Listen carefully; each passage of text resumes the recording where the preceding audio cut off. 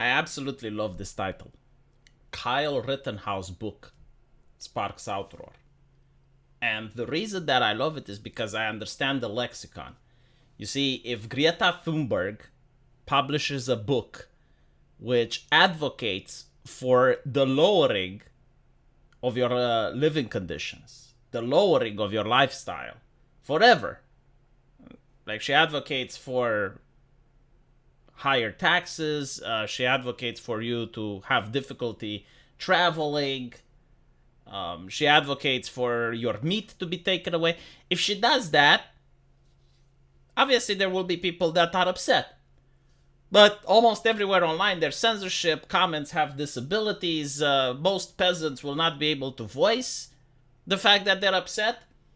And the media is going to say that, well, it's a couple of review bombers, it's a couple of angry white men, or, like some nonsense like that. Why? Because a decent person has published the book. But when it's anyone else that publishes a book, it sparks uproar.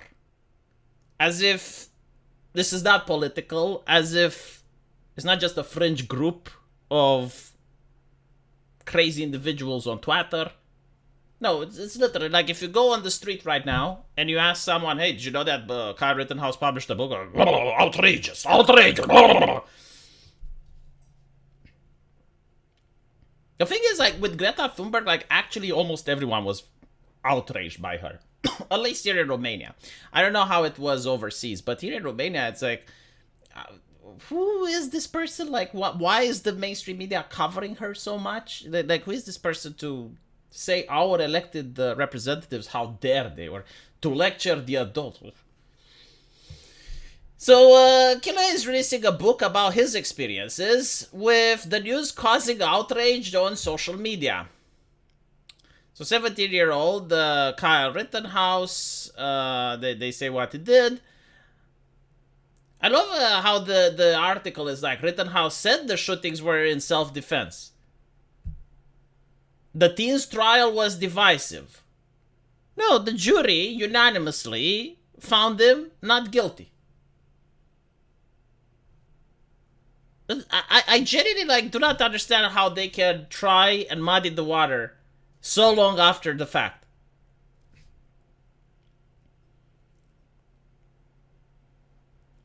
So today I want you to learn the truth and know the real honest version of my story without any agenda. Acquitted, impending release, divided social media users, calling the book repulsive. And by the way, the same people that call the book repulsive are probably some of the same individuals that like Che Guevara. And also, you know what's repulsive? The letter trending on TikTok. I do not want to gain morality or even be remotely concerned from that particular side of the aisle.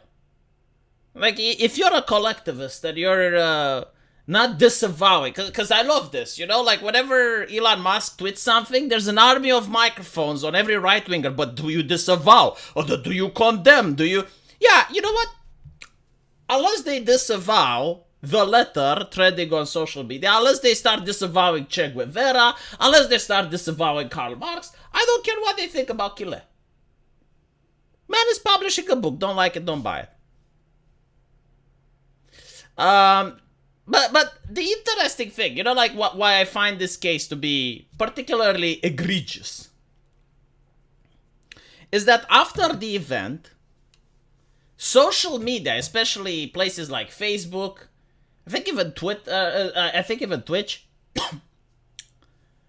they would ban any neutral or positive comments about him.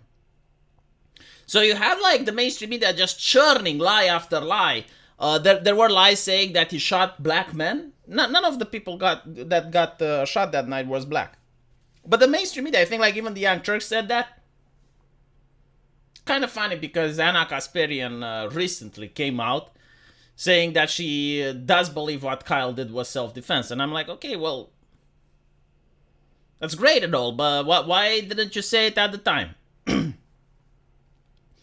Still, the fact that social media wouldn't allow, through terms of service, for people to defend him, but would allow journalists to attack him, I think that was a little bit more unfair. And you can't even say, oh, well, you know, it's a private company. It's just a platform. It's just a platform. We hands-off approach. No, like, you literally made terms of service saying that anyone defending this guy shouldn't be allowed to do so on social media.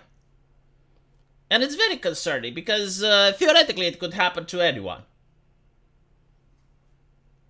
And I think he said that he's going to sue, but I haven't seen what happened with that. If he actually did sue, or if he changed his mind, or if he's going to sue.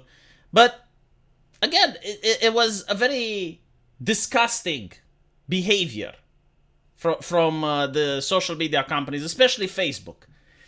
Because they're the ones that actually changed their TOS. And of course, you know, when he was found not guilty, all of a sudden, no apology, no nothing. It's just never happened.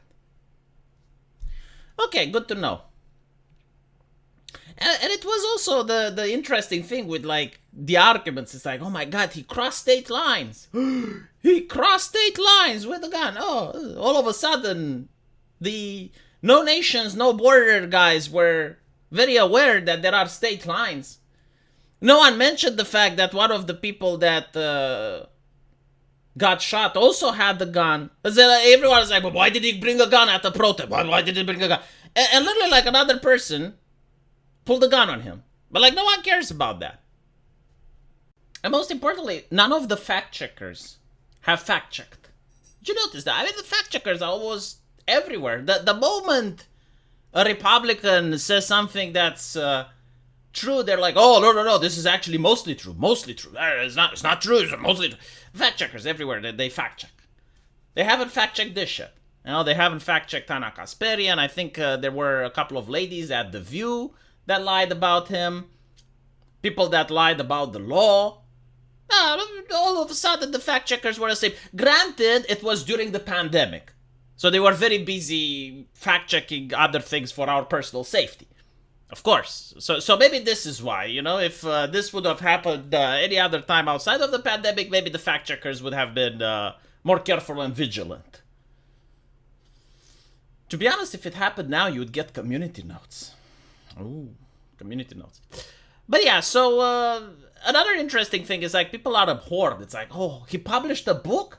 Oh my God, how dare he? And I'm thinking, like, so what do you want him to do? Because I'm pretty sure that Apple isn't going to hire him. Amazon isn't going to hire him. Like, it's very difficult for him to get a job due to cancel culture. Right? Even though he was found not guilty, he's not going to get a job. So what? What do you want him to do? Oh, you can't publish a book. Right, I see. Interesting. Very interesting. Let me know what you guys think. And as usual, I will see you in the comment section. Take care.